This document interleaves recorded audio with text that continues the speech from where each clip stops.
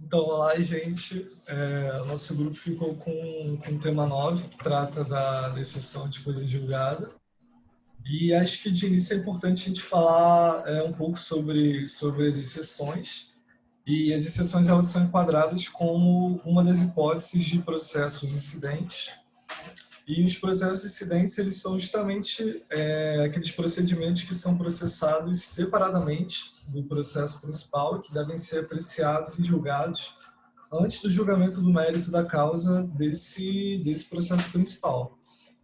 E falando especificamente agora do conceito de exceções, as exceções elas são meios de defesa indireta que podem ser apresentados por qualquer uma das partes, no sentido de prolongar ou até mesmo extinguir o processo.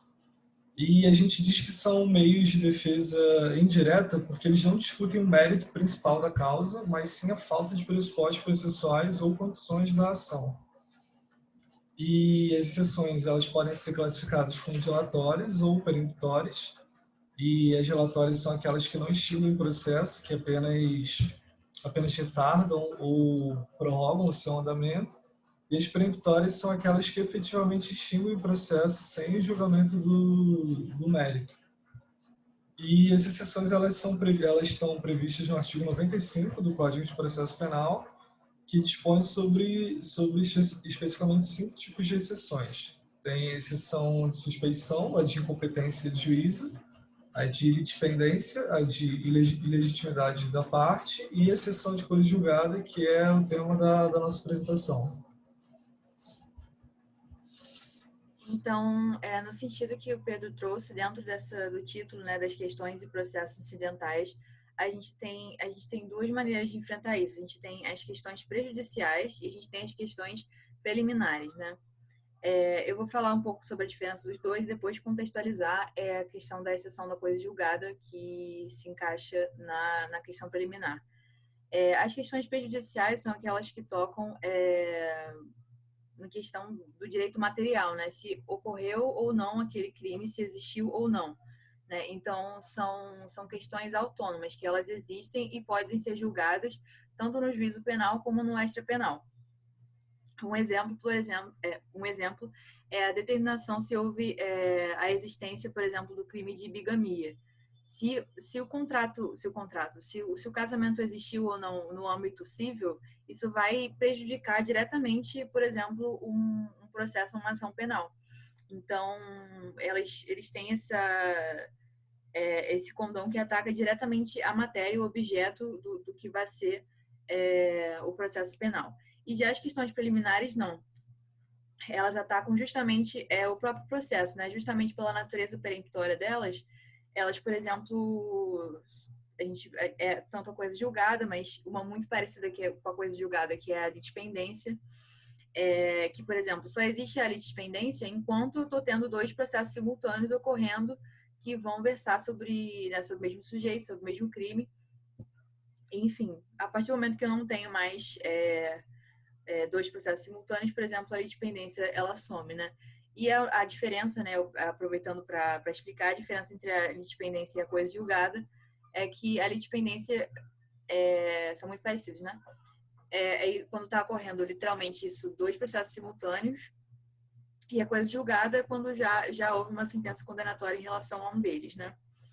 E eu acho importante também frisar que o Roberto Brasileiro ele traz para a gente a diferença entre exceção e objeção, né? Ele diz que o Código de Processo Penal ele chama de exceção, mas de um jeito não muito próprio, porque a gente teria do conceito também do processo civil de que as exceções são aquelas questões que apenas a parte pode suscitar, né? Ou seja, que o juiz não pode determinar de ofício. Seriam, por exemplo, incompetência relativa, né? E a objeção seria mais aquilo que o juiz tem o poder de declarar de ofício. E essas questões, elas podem ser, as exceções, né, que a gente está falando aqui, tanto dos outros incisos do artigo 95 quanto da coisa julgada, elas podem ser declaradas de ofício pelo magistrado e a qualquer tempo, né? Ou seja, também tem um aspecto processual que é a gente não toca no campo da preclusão, né? Se você deixar de suscitar, por exemplo, a exceção da coisa julgada, aquilo não vai precluir em nenhum momento, porque vai ser válido você arguir, né? Como defesa indireta. Enfim. Então, conforme dito pelos meus colegas, a coisa julgada é uma exceção peremptória, porque, se acolhida, conduz à extinção do processo. E ela é oposta quando o mesmo réu já foi julgado definitivamente pelo mesmo fato, e é consubstanciada no princípio do non bis in idem, que veda a dupla punição pelo mesmo fato. Então, para a gente identificar a duplicidade, a gente tem que se atentar ao fato natural que integra o caso penal e o imputado. A coisa julgada tem limites objetivos, que é o fato natural, não interessando a qualificação jurídica, e os subjetivos, que consiste na identificação do imputado, impossibilitando o processamento de nova ação em relação ao mesmo fato e mesmo autor. Pode ser formal, primeiramente com a irrecorribilidade da decisão, que é a preclusão, né? E após com a imutabilidade da decisão, com a produção de efeitos exteriores, a gente tem a coisa julgada material, sendo que a segunda pressupõe a primeira. Importante também a gente ressaltar que o trânsito e julgado conduz a coisa julgada material e somente se produz nos julgamentos de mérito. Portanto, as decisões de natureza processual, como a pronúncia, a impronúncia ou a rejeição da denúncia. Por não implicarem em análise de mérito, somente se conduzem à coisa julgada formal, ou seja, mera preclusão das vias recursais.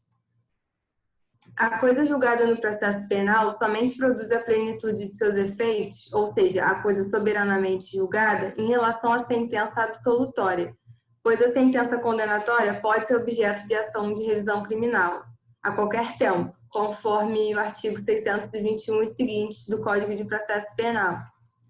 Além disso, ela pode ser alegada a qualquer tempo e reconhecida de ofício, cabendo apelação nos moldes do artigo 593, inciso 2 do Código de Processo Penal e o próprio juiz do processo que irá julgar. E também, de acordo com o artigo 110 também do Código de Processo Penal, deverão ser observados o mesmo que foi disposto sobre a exceção de incompetência. Se rejeitada, não cabe recurso, mas nada impede que seja impetrado habeas corpus ou alegado em preliminar de apelação. Mudando um pouco de enfoque, quando a gente estiver diante de um concurso formal, material ou crime continuado, a situação deve ser analisada à luz das regras de conexão ou continência, conforme o caso, para reunião e julgamento simultâneo.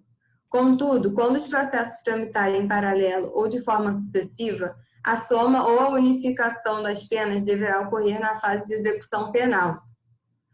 Quando a gente estiver diante de um crime habitual, né, em que a sua Constituição exige várias ações, com uma unidade substancial de fatos caracterizada pela habitualidade, há sim produção de efeito impeditivo de coisa julgada material, como é o caso do exercício ilegal da medicina, por exemplo. Além disso, a coisa julgada impede novo processo quando houver a produção posterior de resultado mais grave. Por exemplo, se A desfere tiros em B e depois de feita a denúncia, o processo, a sentença transitada em julgado, B vem a falecer. Nesse caso, haveria o bis in idem, em submeter o réu a novo processo, e a exceção da coisa julgada deve ser oferecida, pois há identidade substancial do fato natural e também do imputado. Eu vou falar dos efeitos da coisa julgada na esfera civil, né? E, a princípio, a sentença condenatória, ela sempre enseja a condenação pela indenização na esfera civil. Isso está no artigo 91, inciso 1 do CPP, no 515.6 do CPC e no 63 do CPP. A absolutória vai depender do conteúdo, né? E quando ela for baseada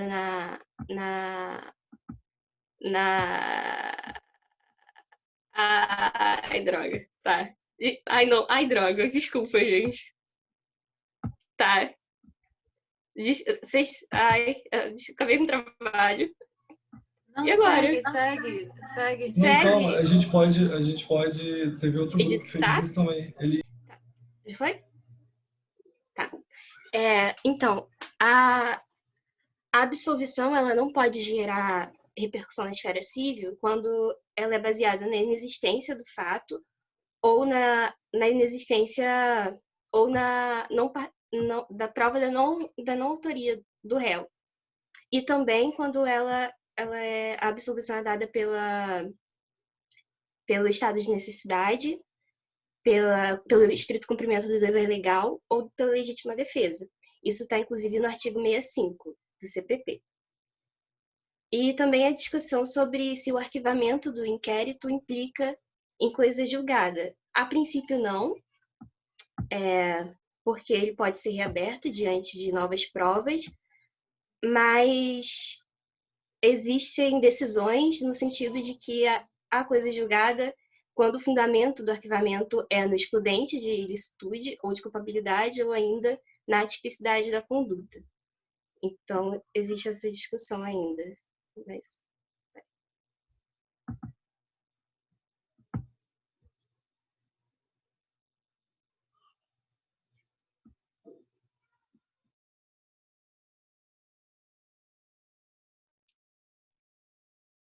Então, eu vou falar bastante interessante, e aí vou dar rapidamente um relato sobre os fatos. Supostamente, um policial militar, junto com outros policiais, invadiram a casa de um morador buscando informações sobre tráfico de drogas naquele bairro, né? E aí eles torturaram por algumas horas, supostamente torturaram por algumas horas esses moradores. Eles ficaram algemados, eles obrigaram que eles tirassem a roupa, eram socos, tapas, asfixia, né, com um saco plástico. Uma dessas pessoas, nos relatos, né, ficou mais de 30 dias incapacitada para o trabalho. E aí, em 2011, foi apresentado, isso foi um dos policiais, foi investigado e processado na Justiça Estadual Militar, e aí, nesse caso, foi pelo crime do Código Penal Militar, o artigo 209, parágrafo 1º e 2º, que é lesão corporal de natureza grave, mas ele foi absolvido, não sei exatamente por que, mas ele foi absolvido. E a sentença transitou em julgado em 2014. Em 2011, o Ministério Público apresentou uma denúncia sobre esses mesmos fatos, mas na Justiça Estadual Comum, com uma capitulação distinta, né?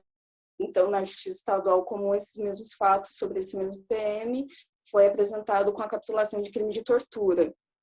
E aí, depois de transitado em julgado na Justiça Penal Militar, esse policial alegou bis in idem, né, que estava sendo processado na Justiça Penal Militar e comum pelos mesmos fatos, né?